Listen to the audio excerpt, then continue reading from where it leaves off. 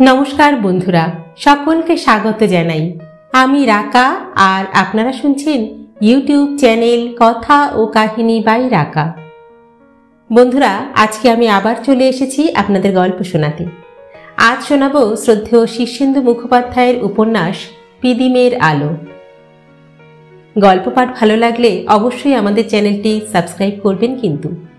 আসুন এবার তাহলে শুরু করি। শুরু হচ্ছে পিদিমের আলো প্রথম পর্ব।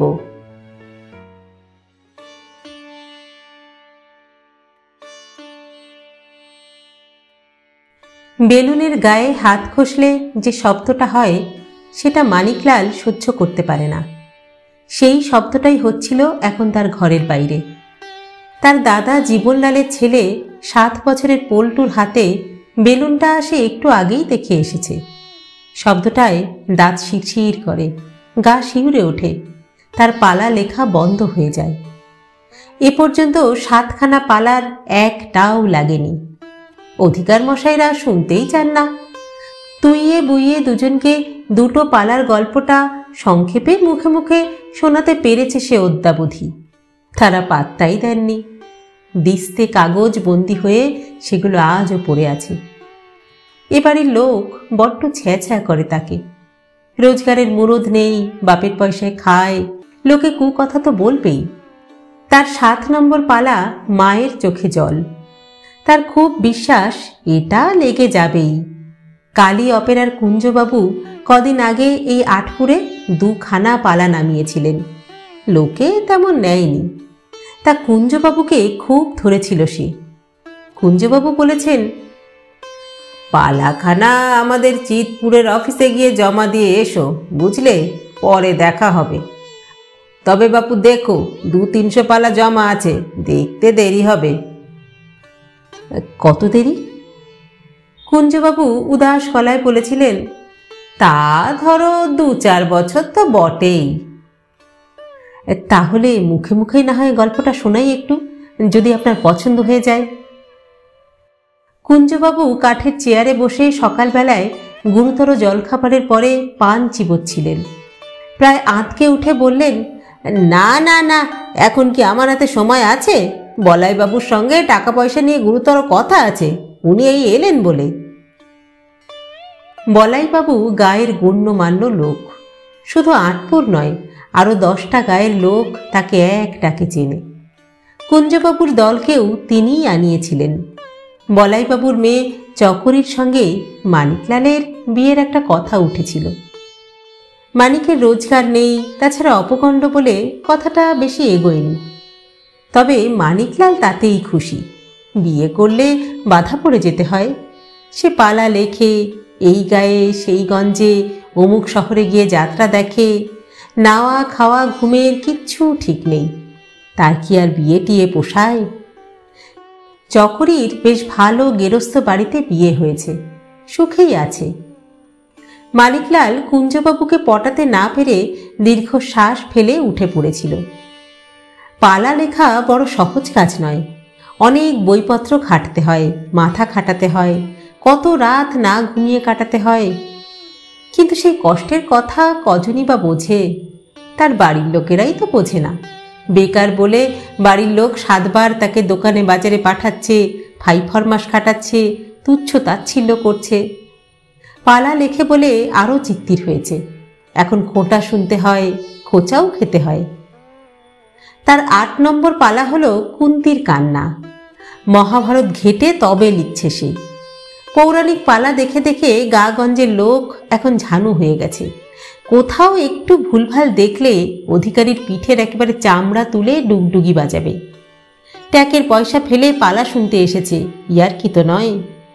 কুন্তির কান্না কোনো পালা হয়ে নামবে কিনা তা কে জানে। তবু সাবধানে লিখতে হচ্ছে। বেলুনের শব্দে ভাবটা কেটে গেল। এই সকালবেলাতেই তার একটু ভাব আসে। মানিকলাল উঠে বারান্দায় এসে বলল, পল্টু, যা বাবা, অন্য জায়গায় গিয়ে খেলগে যা। পল্টুর বাবা জীবনলাল হলো এ বাড়ির সবচেয়ে রোজগেরে মানুষ। জীবনলাল গায়ের প্রবোধরঞ্জন মেমোরিয়াল স্কুলের অ্যাসিস্ট্যান্ট হেডমাস্টার। তাছাড়া তার জমি জিরেত আছে, একখানা ট্রাক্টর আছে, দোকান আছে। জীবনলালকে তো সেলাম বাজিয়ে চলতেই হয় বাড়ির সবাইকে। তার পরিবার, সন্তান সন্ততি, এমনকি পোষা বেড়ালটাকে অবধি খাতির না করে উপায় নেই। এই যে মহাবাদর পল্টু, একেও কি আর ধমক টমক দেবার সাধ্য আছে কারো? জীবনলালের বউ পুষ্প তাহলে চেঁচিয়ে বাড়ি একেবারে মাথায় করবে। এবারের লোকেরা যে তার বরের অন্নদাস এবং অন্নদাসী তা সে ভালোই জানে। কিন্তু মুশকিল হলো এটা জীবনলালের 2 মেয়ে আর ছেলেও জানে, তাই দেমাকে তাদের মাটিতে আর পা পড়ে না। এই যে মানিকলাল পল্টুকে অন্য জায়গায় গিয়ে খেলতে বলল, তা কথাটা গায়ে মাখল সে। বেলুনের গায়ে হাত খসে খসে কর্কশ শব্দটা করতেই লাগলো। কাকা বলে মানিককে মোটেই গ্রাহ্য করল না। মানিকলালের দাঁত শিরশির করছে, গা শিরশির করছে, ইচ্ছে যায় কান মোলে ছোড়াটাকে দুটো চড় কষায়। তা সে ভাগ্য কি আর ইহজন্মে হবে? মানিকলাল ঘরে ঢুকে গায়ে জামাটা চড়িয়ে বেরিয়ে পড়তে যাচ্ছিল, হঠাৎ মাথায় চিরিক করে একটা বুদ্ধি খেলে গেল। সে ফিরে এসে ভারী আদুরে গলায় বলল, ও পল্টু, পালা শুনবি? পল্টুর বয়স 7 হলে কি হয়, এই বয়সেই সে বেশ তাচ্ছিল্য ভরে তাকাতে শিখেছে। ভ্রু কুচকে ঠোঁট বেঁকিয়ে বলল, কি শুনবো? পালা রে পালা, যাকে নাটক বলে, মহাভারতের গপ্প। আয়, ভিতরে আয়। গল্পের গন্ধেই বোধহয় পল্টু তেমন আপত্তি করল না। ভিতরে ঢুকে চারিদিকটা সন্দিহান চোখে চেয়ে দেখল। দেখার অবশ্য তেমন কিছুই নেই। বেড়ার ঘর, উপরে টিন, মেঝেতে ইট বসিয়ে সিমেন্ট দিয়ে পাকা করার একটা চেষ্টা হয়েছিল বটে, কিন্তু তাতে ভিত না থাকায় মেঝে বসে গিয়ে ফুটি ফাটা অবস্থা। একধারে একখানা চৌকি, তাতে শোয়া বসা পালা লেখা। অন্য ধারে মাচানের উপর বীজ ধান আর খোলের বস্তা সাজানো। ঘরে ইঁদুরের অত্যাচার আছে খুব। তাতে অবশ্য সুবিধের একটা দিকও আছে, এই ঘরখানায় একা থাকা যায়। ইস, তোমার ঘরে বিচ্ছিরি গন্ধ। তা গন্ধটা কাল থেকে মাঝে মধ্যে মানিকলালও পাচ্ছে। ইঁদুর টিঁদুর মরে পড়ে আছে কোথাও, তারই গন্ধ। কিন্তু চৌকির নিচে লোহার তার, পুরনো বালতি, তোরঙ্গ, ভাঙাচোরা জিনিস এমনভাবে সব ঠেসে রাখা হয়েছে যে সেসব সরিয়ে পচা ইঁদুর বের করার সাধ্য মানিকলালের নেই। এরকম গন্ধ মাঝে মাঝেই হয়। মানিকলালের নাক সওয়া হয়ে গেছে। 15-20 দিন পর গন্ধ আর থাকে না। গন্ধ লাগছে? তাহলে চল বারান্দায় গিয়ে বসি। শরৎকাল, রোদের তেমন তেজ নেই। বারান্দায় একটা বেশ ফুরফুরে হাওয়াও খেলে যাচ্ছে। মাদুর পেতে পালার খাতা নিয়ে গুছিয়ে বসল মানিকলাল। মুখোমুখি পল্টু। আচ্ছা কাকা, বাউন্ডুলে কাকে বলে? কেন রে? বলো না। বাউন্ডুলে মানে হলো যার কাজকর্ম নেই, ঘুরে ঘুরে বেড়ায়। মা বলে তুমি নাকি বাউন্ডুলে। কথাটা শুনে যে বিশেষ লজ্জিত হলো মানিকলাল তা নয়, এইসব কথা শুনে শুনে তার কান পচে গেছে। তার আশা একদিন পালাকার হিসেবে নাম করে সে সকলের মুখে একেবারে কুলু পেটে দেবে। মানিকলাল বলল, বলে বলুক গিয়ে, এখন শোন পড়ছি। এ হলো গিয়ে মহাভারতের কথা। কুন্তির নাম শুনেছিস তো? হ্যাঁ, বল তো কুন্তি কে? পল্টু ঠোঁট উল্টে বলল, কে জানে, অন্তুদের বাড়িতে একটা ঝি আছে, তার নাম কুন্তি। ধুর পাগলা, কুন্তি যে মস্ত মানুষ রে। মহাভারতের গল্প খানিকটা ফেঁদে বসতে হলো। একটা ব্যাকগ্রাউন্ড তৈরি না হলে পালাটা বুঝতেই পারবে না যে। পল্টু শুনছিল, বেশ মন দিয়েই শুনছিল। ভূমিকা সেরে পালাটা পড়তে লেগে গেল মানিকলাল। পালায় মেলা গান ঢোকাতে হয়েছে।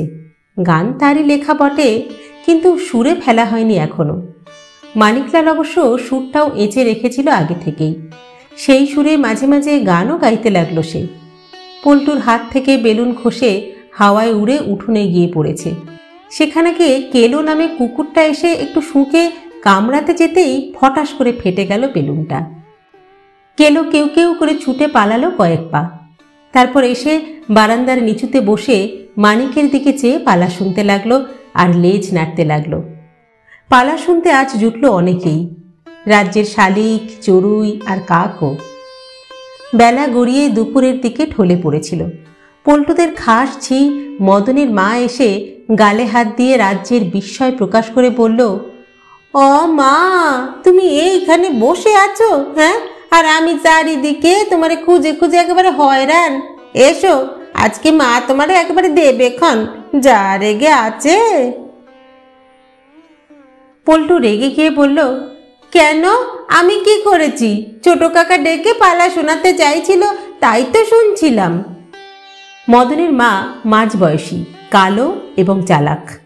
এ কথা শুনে একেবারে যাত্রার নটির ঢঙে এমন মুখ চোখের ভাব করল যে এরকম আশ্চর্যের কথা সে যেন জীবনে কখনো শোনেনি। বলল, পালা শুনছিলে? পালা বুঝি কেউ এই বয়সে শোনে? হ্যাঁ, চলো ঘরে চলো, দেখবে খন মজা। তারপর মানিকের দিকে চেয়ে বললে, কি আক্কেল বাপু তোমার? হ্যাঁ, ওইটুকুনি ছেলেকে ডেকে পালা শোনাচ্ছিলে? নিজের লেখা পালা পড়তে পড়তে বড্ড ঘোরের মধ্যে পড়ে গিয়েছিল মানিকলাল। ঘোরটা এখনো কাটেনি। টলমলো চোখে চেয়ে বলল, তুমি শুনবে একটু? মদনের মা অবাক হয়ে বলল, আমি শুনবো? তুমি কি পাগল হলে নাকি? হ্যাঁ, খেয়ে দে, আমার বুঝি আর কাজ নেই? মদনের মা পল্টুর নড়া ধরে নিয়ে গেল। মাদুরের ওপর কিছুক্ষণ চুপচাপ বসে রইল মানিকলাল। তার মনটা এখনো সেই মহাভারতের আমলেই পড়ে আছে। টেনে নিয়ে আসতে পারছে না এই ছোট ঘরখানার দাওয়ায়। উঠোনের রোদে নেচে বেড়াচ্ছে শালিক, কাক, চড়াই পাখি। কেলো ওই কুণ্ডলি পাকিয়ে ঘুমোচ্ছে। বাদাম গাছ থেকে একটা কাঠবিড়ালি নেমে এসে পাশের ঝোপঝাড়ে ঢুকে গেল। জীবনলাল ছাড়াও মানিকলালের আরো 3 দাদা আছে। তারা কেউই কেউ কেটা নয় বটে, কিন্তু সকলেই বিষয়কর্মে ব্যস্ত রয়েছে। বড় দাদা হরিলাল টিটাগড়ের এক কারখানায় কাজ করে, সামান্য বেতন। বউ বাচ্চা নিয়ে কায়ক ক্লেশে আছে। মেজজন ওই ধূর্ত ও করিতকর্মা জীবনলাল। 3 নম্বর দাদা চুনিলাল 3টে ব্যবসায় ফেল মেরে এখন এক ঠিকাদারের ম্যানেজার হয়ে খেটে মরছে, তারও আয় যৎ সামান্য। চতুর্থ শ্যামলাল এই গায়েই ছড়ি ঘুরিয়ে বেড়ায়, পঞ্চায়েত করে, পলিটিক্স করে, কিন্তু মোটেই কলকে পায় না। এখন এক এমএলএ সাহেবের চামচাগিরি করে বেড়াচ্ছে, যদি তাতে একটা হিল্লে হয়। কিন্তু এই এমএলএ সাহেবের চামচার মেলা, তাদের টপকানোর এলেম শ্যামলালের নেই। হুমদো হুমদো 3টে বোন ছিল তাদের। বাপ সুধীরচন্দ্রের সাধ্য ছিল না তাদের পার করেন, ওই জীবনলালই তাদের হিল্লে করে দেয়। 3 বোনই 3 জায়গায় বিয়ে করে ঘর সংসার করছে। বাবা সুধীরচন্দ্র দীর্ঘদিন শয্যাশায়ী, বাত ব্যাধিতে পঙ্গু।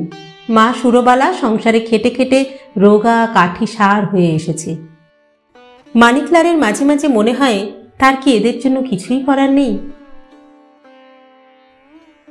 রোদের উঠোনে ছায়া ফেলে একজন ভারী সুন্দর চেহারা আর ভালো পোশাকের মানুষ এসে সামনে দাঁড়ায়। তার পিছনে খাজাঞ্চির মতো চেহারার একজন লোক, তার বগলে ব্যাগ। সুন্দর চেহারার লোকটা বলে, নমস্কার প্রবীর কুমার, আমি কল্লোল অপেরার স্বপন সাহা। আপনার কুন্তির কান্না পালাটি কিন্তু আমার চাই। মানিকলালের ছদ্মনাম প্রবীর কুমার। মানিকলাল গম্ভীর হয়ে বলে, কিন্তু বিল্বমঙ্গল অপেরার নিমাই সামন্তর সঙ্গে যে কথা হয়ে আছে। হারে মশাই, নিতাই সামন্তর দল আবার একটা দল হলো? জানেন তো বাজারে আমাদের কিরকম পপুলারিটি? ডেট দিতে পারি না মশাই। 10,000 টাকা নগদ দিয়ে যাচ্ছি, আর প্রতিবার পালা নামলে 1,000 করে দেব, যতদিন চলে। কেমন? কিন্তু আর কিন্তু নয়, 10-এ খুশি হয়ে না থাকেন তাহলে না হয় 15ই দেব।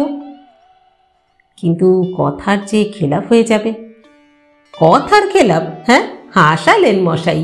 সামন্ত আপনাকে 1 পয়সাও অ্যাডভান্স দিয়েছে কি?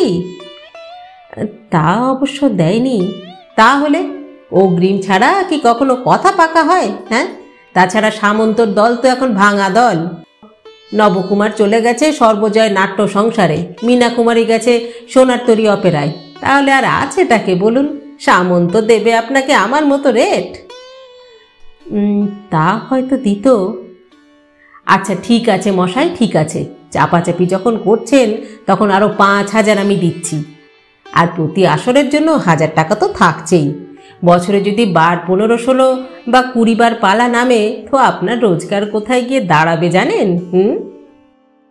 তা অবশ্য ঠিক।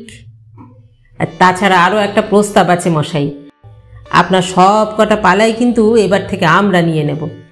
কুঞ্জবাবু আপনার মায়ের চোখের জল নিয়ে কি ধাস্তামোটাই না করলো বলুন তো, অমনভাবে পালাটার একেবারে 12টা বাজিয়ে দিল। হ্যাঁ, আমাদের একবার দিয়ে দেখুন ও পালার খোল নলচে পাল্টে কি কাণ্ড বাঁধিয়ে তুলি। অমন সুন্দর ডায়লগ আর গান নিয়ে ওরা কিছুই করতে পারলো না কেন কে জানে। তা যাই হোক, কুঞ্জবাবু হলো হাড় কঞ্জুস লোক, গৌতম কুমার আর মীনাক্ষী হলো ওদের রঙের টেক্কা। তা ওদের দর জানেন? শুনলে হাসবেন মশাই। গৌতম 2-এর দরে আর মীনাক্ষী মেরে কেটে 4-এর দরে। আর আমরা বরুণ কুমার আর নয়না কুমারীকে কত দিই জানেন? 10 আর 12। খুবই অবাক হচ্ছিল মানিকলাল ওরফে প্রবীর কুমার, কিন্তু আধিকারিকদের সামনে বিষয়টা প্রকাশ করতে নেই, ভাববে হ্যাংলা। একটু গুঁইগাই করেই বলল, এত করে যখন বলছেন তখন আর কি করা, ঠিক আছে। গদগদ হয়ে লোকটা বলল, বয়সে ছোট না হলে পায়ের ধুলো নিতাম মশাই। খাজাঞ্চির হাত থেকে ব্যাগটা নিয়ে ফ্যাস করে চেন টেনে খুলে লোকটা বান্ডিল বান্ডিল নোট বের করে ফেলে। মোট 3 বান্ডিল তার হাতে গুজে দিয়ে বলে, নিন, কুন্তির কান্নার জন্য 20 আর মায়ের চোখের জলের জন্য 10 রইল। আর যা পালা আছে আপনার সবই বায়না করতে আমরা রাজি আছি, বুঝলেন? বলেন তো সামনের সপ্তাহে আবার আসতে পারি? মানিক ওরফে প্রবীর একটু ভাববার ভান করে। কি মশাই, 5টা দলের সঙ্গে কচকচি করে কিছু লাভ আছে? আমরা হলুম গিয়ে ভদ্রলোকের দল, যাহা কথা তাহা কাজ আমাদের, বুঝলেন? আপনার মোট 8টা পালার সব কটাই আমরা নেব, এই বলে দিলাম। পয়সায় আপনি ঠকবেন না। অগ্রিম যা দেব তাতেই দালান কোঠা তুলে ফেলতে পারবেন। তারপর পালা নামলে 1,000 টাকা পারফরমেন্স তো আছেই। স্বপন সাহা চলে গেলে 30,000 টাকার বান্ডিল হাতে নিয়ে বসে রইল মানিক ওরফে প্রবীর কুমার। এ টাকা এখন তার কাছে কিছুই নয়, আরও আসছে। আর টাকাটাই তো সব নয়। এখন থেকে প্রবীর কুমারের নামটা কেমন বোমার মতো ফেটে পড়তে থাকবে চারিদিকে, গায়ে গঞ্জে, শহরে, বন্দরে, এমনকি কলকাতা অবধি। কত অধিকারী এসে হাত কচলাতে কচলাতে হেহে করবে। একটা ডেও পিঁপড়ের মোক্ষম কামড়ে স্বপ্নটা ভাঙল মানিকের। শূন্য হাত দুখানার দিকে একটু চেয়ে থেকে সে উঠে পড়ল। পিঁপড়ের কামড়ে পশ্চাৎ দেশ জ্বালা করছে বড্ড। এ বাড়ির মধ্যে 2টো হাঁড়ি। জীবনলাল যদিও সংসারটা এখনো টানছে, তবু তার হাঁড়ি আলাদা।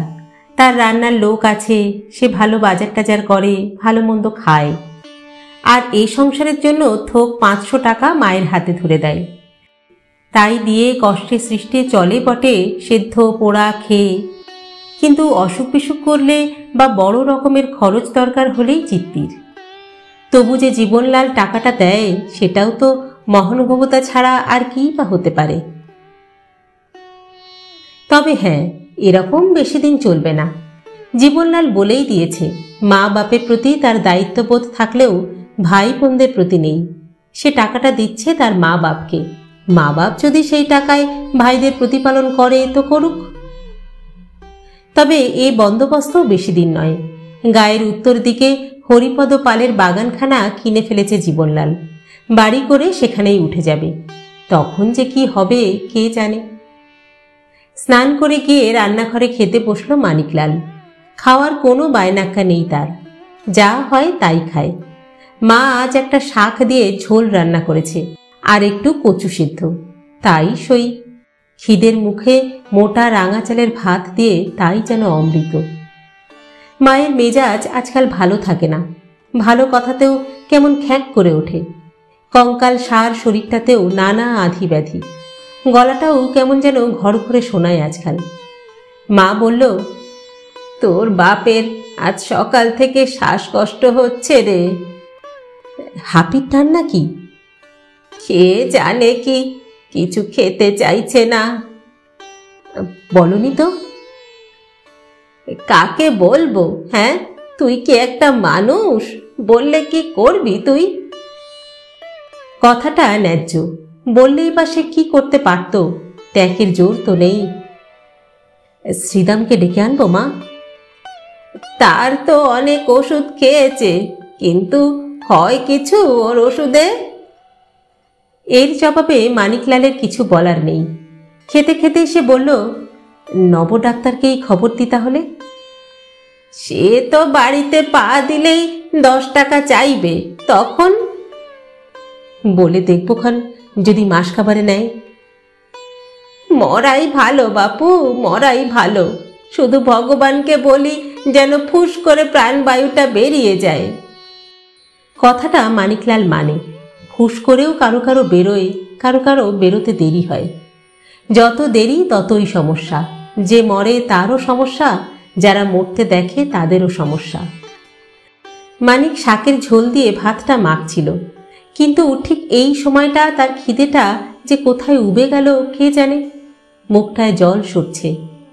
কেলো কুকুরটা আজকাল আর তাদের রান্নাঘরের সামনে আগের মতো খাপ পেতে বসে থাকে না। পূব দিকে জীবনলালদের রান্নাঘরের সামনেই আজকাল তার আস্তানা। শাকের ঝোল আর ভাত কি আর ওর মুখে রোচে? খেলি না ভাত কটা? না, কি যেন পেটের মধ্যে গুতলান দিচ্ছে। তা ও পিন্ডি গেলাও তো আর 4টিখানি কথা নয়।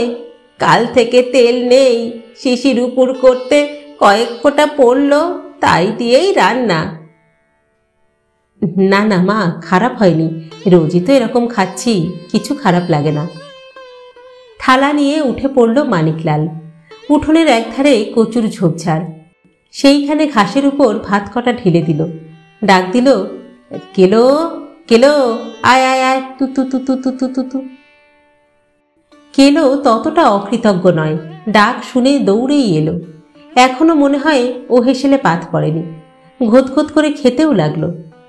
4-5টা কাক আর শালিকও পটাপট কাটা ঘুড়ির মতো এসে পড়ল আশেপাশে।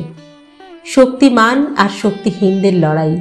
শক্তিমানরা খায়, দুর্বলরা দেখে। পুকুরে থালা ধুয়ে রান্নাঘরের দাওয়ায় রেখে সে বাবার ঘরে গিয়ে ঢুকল। দৃশ্যটা ভালো দেখল না মানিকলাল। বাপের সঙ্গে সম্পর্কটা বরাবরই একটু আলগা।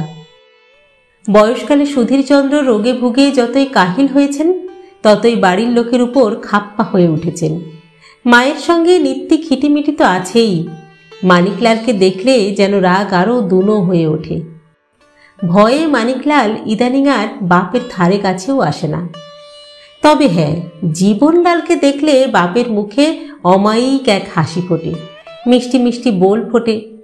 তা বলে জীবনলাল যে বাপের খুব নেই আঁকড়ে ছেলে, তা কিন্তু নয়। তবে সে মাঝে মধ্যে দেখাটা অন্তত দিয়ে যায়। কিন্তু তার বউ পুষ্প বা তার ছেলেপুলেরা এ ধার মারায় না। দৃশ্যটা খুবই কষ্টকর। সুধীরচন্দ্র হাঁ করে শ্বাসের জন্য আকুলি বিকুলি করছেন। রোগা বুকখানায় আর কতটুকুই বা বাতাস লাগে, তাও যেন আকুল পাথারে পড়ে গেছে। চোখের কোণে জল, ঠোঁটের কষে লালা, চোখ দুখানা ঠেলে বেরিয়ে আসতে চাইছে। বাবা বাবা। কি হয়েছে? খুব কষ্ট? একটু কাত করে শুইয়ে দেব? বুকে একটু হাত বোলানোর চেষ্টা করলো মানিক। বুক যেন হারমোনিয়ামের রিড। হাত দিতেই ভিতরের শ্বাসবায়ুর টানটা যেন হাতেই টের পেল সে, মীরের মতন। একবার জীবনলালকে ডাকবে কি না ভাবল সে। এই অবস্থায় ডাকলে বোধহয় দোষ কিছু হবে না।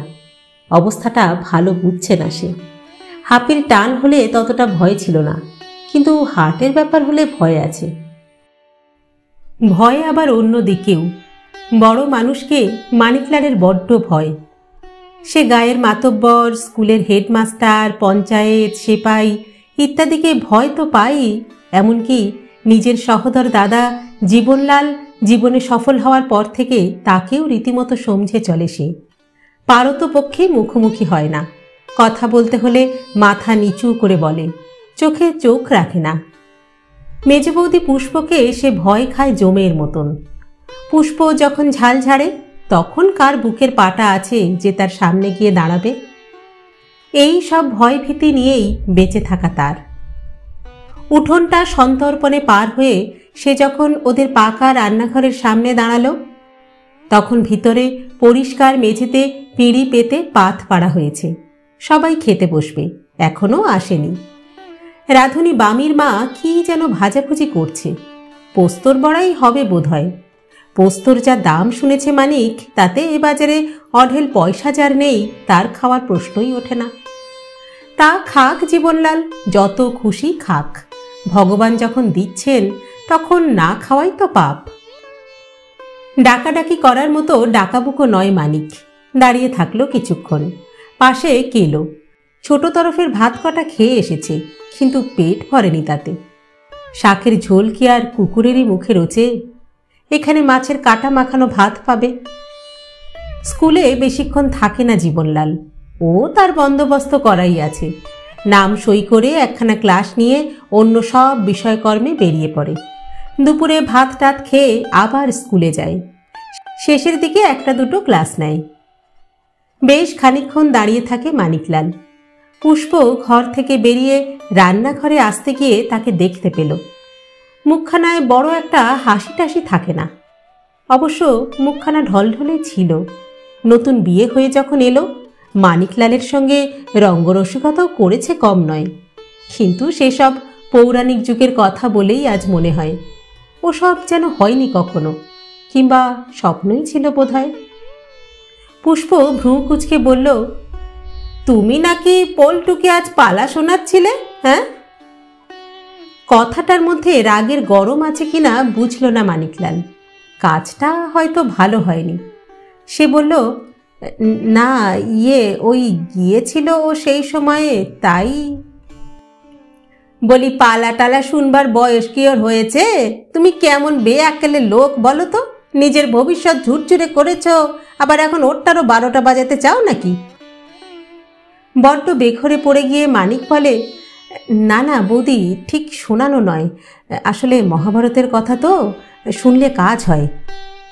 আমাদের আর কাজ হয়ে দরকার নেই, বুঝলে বাপু? আচ্ছা বৌদি, আচ্ছা ঠিক আছে।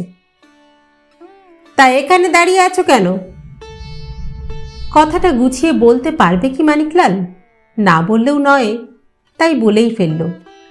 বাবার বড্ড শ্বাসকষ্ট হচ্ছে, মেজদা যদি একবার সময় মতো আসে তাহলে বড় ভালো হয়। শ্বাসকষ্ট বলে ভ্রুজোড়া ফের কোচকালো পুষ্প। তারপর বলল, হাঁপির রোগীর শ্বাসকষ্ট তো হবেই, তা সে আবার বেশি কথা কি? না মানে তা বটে, তবে কিনা বড্ড কষ্ট। পুষ্প একটু ঝংকার দিয়ে বলে উঠল, আচ্ছা তোমাদের কিছু হলেই ওর কাছে এসে পড়ো কেন বলো তো? হ্যাঁ, বাবা কি ওর একার? তোমরা ওর ছেলে নও? শ্বাসকষ্ট হচ্ছে তো ডাক্তার ডেকে আনো। এত বড় সংসারটা টানছে তোমার দাদা একা, তবু তোমাদের লজ্জা হয় না? তুমি শখের পালা লিখে দিন কাটাচ্ছ, শ্যামলাল গোপে তা দিয়ে পলিটিক্স করে বেড়াচ্ছে, আর কারো কোনো দায় দায়িত্ব নেই না? বাহ বাহ বাহ, বেশ কথা তো। একা তোমার মেজদা মুখে রক্ত তুলে রোজগার করে দিনের পর দিন তোমাদের খাওয়াবে, এটাই নিয়ম নাকি? হ্যাঁ, নাকি এটাই ধর্ম তোমাদের? মানিকলাল মুগ্ধ হয়ে শুনছিল। না, বৌদি ডায়লগ দিতে পারে বটে। কেমন খাপে খাপে যুক্তিগুলো সাজিয়ে দিল। শব্দগুলো কেমন বাছা বাছা। গিয়েই লিখে ফেলতে হবে আলাদা কাগজে। টুকরো টাকরা এইসব সংলাপ সে যত্ন করে টুকে রাখে। কোন পালায় কাজে লেগে যায় কে জানে। এমন যুক্তির জবাবে কি কথা বলার থাকতে পারে তা ভেবে পেল না মানিকলাল। কথাগুলো অতিশয় যুক্তিযুক্তই মনে হলো তার। আছে বটে কিছু লোক যারা সব ন্যায্য কথার জবাবে ন্যায্যতর কথা পেরে ফেলতে পারে, কিন্তু মানিকলাল পারে না। সুতরাং সে মিনমিন করে বলল, হ্যাঁ বৌদি, তা তো বটেই। বটেই যদি, তাহলে এখন এসো গিয়ে। তোমার মেজটা এখন খেতে বসবে। এ সময়টা ওসব কথা শুনিয়ে ওর খাওয়াটা নষ্ট করো না, বুঝেছ? মানিকলাল কাচুমাচু মুখ করে ফিরে এলো। তার ধারণা মেজদা ঘর থেকে সবই শুনেছে, যদি তাতে কাজ হয় হবে। না হলে ধরে নিতে হবে হওয়ার নয়। স্বপন সাহা যদি একান্তই আসে তাহলে এই বেলায় তার আসা দরকার। ভগবানের চেয়েও এখন বেশি দরকার ওই স্বপন সাহাকেই। মানিকলাল ডাকল, মা। মা ভাতের পাতে বসেছে। এক ছড়া তেঁতুল রয়েছে থালার এক পাশে। অম্বলের রোগীর পক্ষে বিষ। মা মুখ তুলে বললে, কি রে? বলছিলাম কি, যা থাকে বরাতে নবকেই ডেকে আনি গে।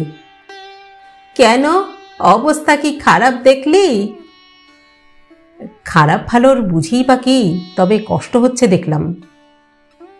ওই জন্যেই তো বলি ফুস করে প্রাণটা বেরিয়ে যাক। খুব গরিবের ঘরে শোক বলে কোনো বস্তু থাকে না। কষ্ট সইতে সইতে শোক তাপের ভাবটাই কেমন যেন ফিকে হয়ে যায়, মনটাও মরে যায় কি না। এই জন্য মা এই কথাটা বলেও ভাতের গ্রাস মুখে তুলতে পারল, সঙ্গে তেঁতুলের টাকনা। মানিকলাল বেরিয়ে পড়ল। নবর প্র্যাকটিস ভালো। এ গায়ের সেই একমাত্র MBBS ডাক্তার। আশেপাশের সব এলাকাতেই তার ডাক আসে। একখানা মোটর বাইক চেপে সারা দিন রুগী দেখে বেড়াচ্ছে। 2 হাত্তা পয়সা। ভিজিটটা খুব উঁচু রেটে বাঁধেনি। জানে রেট বেশি উঁচু করলে প্র্যাকটিস বাড়ানো মুশকিল হবে। গায়ের লোকের নগদ পয়সা তত থাকে না। কয়েক বছরেই পুরনো বাড়ি ভেঙে দিব্যি নতুন বাড়ি ফেদে বসেছে নবডাক্তার। গ্রিল লাগানো বারান্দায় উঠে সামনেই চেম্বার। শোনা যাচ্ছে নার্সিংহোমও খুলবার নাকি তোড়জোড় চলছে। চেম্বারের দরজা খোলা, তবে মোটা সবুজ পর্দা ঝুলছে। ঢুকতে গিয়েও থমকে দাঁড়ালো মানিকলাল। ভিতরে মেয়ে ছেলের গলা পাওয়া যাচ্ছে, আর সেই গলায় কথা নয়, গান হচ্ছে। রাজা কো রানী সে প্যার হো গয়া, পহলি নজর সে পহলা প্যার হো গয়া। আ আ আ দিয়ে বলো। সঙ্গে সঙ্গে একটা ছেলে বলে উঠল, আ দিয়ে? আরে ইজি ইজি, দাঁড়াও দাঁড়াও, হ্যাঁ মনে পড়েছে। आंखों से दिल में उतर के तू मेरे दिल में समा जा। যা বুঝলে, যা এবার যা দিয়ে। মেয়েটা সঙ্গে সঙ্গে গেয়ে উঠল, जब कोई बात बिगड़ जाए, जब कोई मुश्किल पड़ जाए। आ আবার আ। ইস, বারবার আমাকে আ দিচ্ছ কেন বলো তো? আচ্ছা বাবা, তাই সই। 1 মিনিট দাঁড়াও, হ্যাঁ মনে পড়েছে। আজ मैं ऊपर आसमान नीचे, आज मैं आगे जमाना है पीछे। ছ ছ ছ দিয়ে ধরো এবার। বেশ মজা লাগছিল মানিকলালের। একটা ছেলে আর একটা মেয়ে দুপুরবেলায় অন্তঃক্ষরী গেয়ে খুনসুটি করছে। এ বেশ ভালোই লাগলো তার। দুজনেরই গানের গলা বেশ ভালো, শুনতে ইচ্ছে যায়। কিন্তু ওদিকে তার বাপ মশাই যে ঢুকছে, দেরি করাটা ঠিক হবে না। একটু আগু পিছু করে গলা খাখারি দিয়ে মানিকলাল নরম গলায় ডাকল, নব, নব আছো নাকি? মেয়েটা সরু গলায় বলল, কে? আমি, মানিকলাল। মেয়েটা নবর বোন শেফালি, 14-15 বছর বয়স। পর্দা সরিয়ে আলু থালু চুরে ঘেরা মুখখানা বের করে বলল, দাদা তো দুর্গাপুরে গেছে, কাল ফিরবে। ও, দুর্গাপুরে গেছে, আচ্ছা। কত মানুষ দুর্গাপুরে যায়, নবর যেতে বাধা কি? মানিকলাল ঘাড় ফেলিয়ে বলল, আচ্ছা। এলে কিছু বলতে হবে? ইয়ে মানে আমার বাবার বড় কষ্ট, যদি একবার। ঠিক আছে, বলবো খন। মানিকলাল ফিরে আসতে আসতে ভাবছিল, এসব অবস্থায় মানুষ আর কি বা করতে পারে। নব পাশে নেই, নব নেই, আশেপাশে তেমন কোনো ডাক্তারও আর নেই। ভরসা শ্রীদাম। সে পাশ করা হোমিওপ্যাথ নয়, বই পড়ে পড়ে শিখেছে। ইদানিং বসিরহাটের কোন এক ডাক্তারের সাগরিতি করে। শ্রীদাম ভিজিট নেয় না, ওষুধও ভারী সস্তা। একটা সুবিধা হলো শ্রীদামের তেমন পসার নেই। সে দুর্গাপুর ট্যুরের মতো দূরের জায়গায় যায় না। সপ্তাহে একবার করে বসিরহাটে যায় বটে, কিন্তু দিনকে দিন ফিরে আসে। সুধীরচন্দ্রকে বাঁচানো যাবে কিনা জানে না মানিকলাল, কিন্তু কিছু একটা করতে হবে, লোকটা বড় কষ্ট পাচ্ছে। শ্রীদাম বাড়িতেই ছিল। হোমিওপ্যাথির মোটা বইটা খুলে বাইরের ঘরের চৌকিতে উপুর হয়ে শুয়ে একটা খাতায় কি সব যেন টুকছিল। বলল, কি হয়েছে রে? বাবার বড় শ্বাসকষ্ট, একটু যাবি? কেমন কষ্ট? সে কি আর বলতে পারি, তবে বাকি হরে গেছে, আ করছে, বুঝলি? ও, বংক্রাইটিসের মতো কি? তা কে জানে কি। ওষুধের বাক্সটা নিয়ে একবার চল না রে, দেখবি। শ্রীদামের মুখে চোখে দুধে চিকিৎসকের আত্মবিশ্বাসের কোনো ছাপ নেই, বরং শিক্ষানবিশের নার্ভাস ভাব আছে। বলল, দাঁড়া, একটা জিনিস একটু দেখে নিয়ে যাওয়া দরকার। বলে বই খুলে কি সব যেন খুঁটিয়ে দেখতে লাগলো সে। হোমিওপ্যাথি হলো এক ভজঘট্ট ব্যাপার, লক্ষণ মিলিয়ে নিদান। একটি লক্ষণ বেগোছ হলেই ওষুধ চিত হয়ে পড়বে। যখন শ্রীদামকে নিয়ে বাড়ি পৌঁছল মানিকলাল, তখন কাজ অনেক এগিয়ে গেছে। জীবনলাল এসেছে এবং লোক পাঠিয়ে পাশের গাঁ থেকে সতু ডাক্তারকে মোটর বাইকে চাপিয়ে আনা করিয়েছে। রোগী দেখে নিদান লিখে সতু ডাক্তার উঠি উঠি করছেন সবে। মানিককে দেখে বলে উঠলেন, এই যে কি খবর তোমার? হ্যাঁ? সতু ডাক্তারের কথা ভুলেই গেছে সবাই। পুরনো আমলের MLF, তেমন পসার নেই, তবে পোক্ত ডাক্তার। নাড়িটি ধরলে রোগীর শরীর এদের সঙ্গে কথা কয়। স্টেথোস্কোপ ধরে যেন নল বেয়ে শরীরে ঢুকে অন্ধি সন্ধি দেখে আসে। সতু ডাক্তারের অবশ্য বয়সও হয়েছে 80-র কাছাকাছি, তাই কেউ আর বড় একটা তাকে ডাকে টাকে না। আগে এই বাড়িতে কত এসেছে। মানিকলাল মাথা চুলকে বলল, আগে এই চলে যাচ্ছে আর কি। তা আজকাল করছো কি? হ্যাঁ, এই আগে টুকটাক। ব্যবসা বাণিজ্য নাকি? বড্ড অপ্রস্তুত হতে হচ্ছে মানিকলালকে। একধারে জীবনলাল দাঁড়ানো, অন্যধারে মা, পাশে শ্রীদাম, আর জীবনলালের এক সাঙাত কেদার দাস। সবাই তার দিকে চেয়ে। নিজেকে নিয়ে ভারী লজ্জা লাগলো মানিকলালের। দুনিয়ার লোকের সামনে সে এক অপদার্থ ছাড়া আর কি। কথাটা পাশ কাটিয়ে সে বলল, বাবা ভালো হয়ে যাবে তো সতু কাকা? বয়স হয়েছে রে বাবা, এই বয়সে কি আর পাকা ভরসা দেওয়া যায়? তবে নাড়িটারি তেমন কিছু খারাপ চলছে না। ওষুধটা পড়ুক, তারপর কাল পরশু পর্যন্ত দেখো কিরকম কি হয়।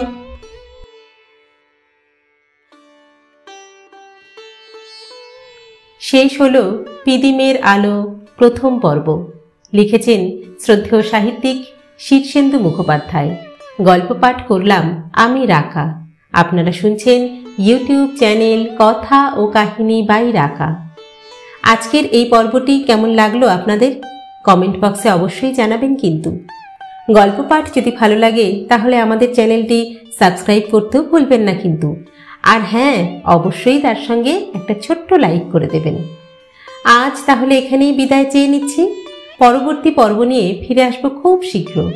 ততদিন সকলে সুস্থ থাকবেন, ভালো থাকবেন এবং অবশ্যই আমাদের সঙ্গে থাকবেন। নমস্কার।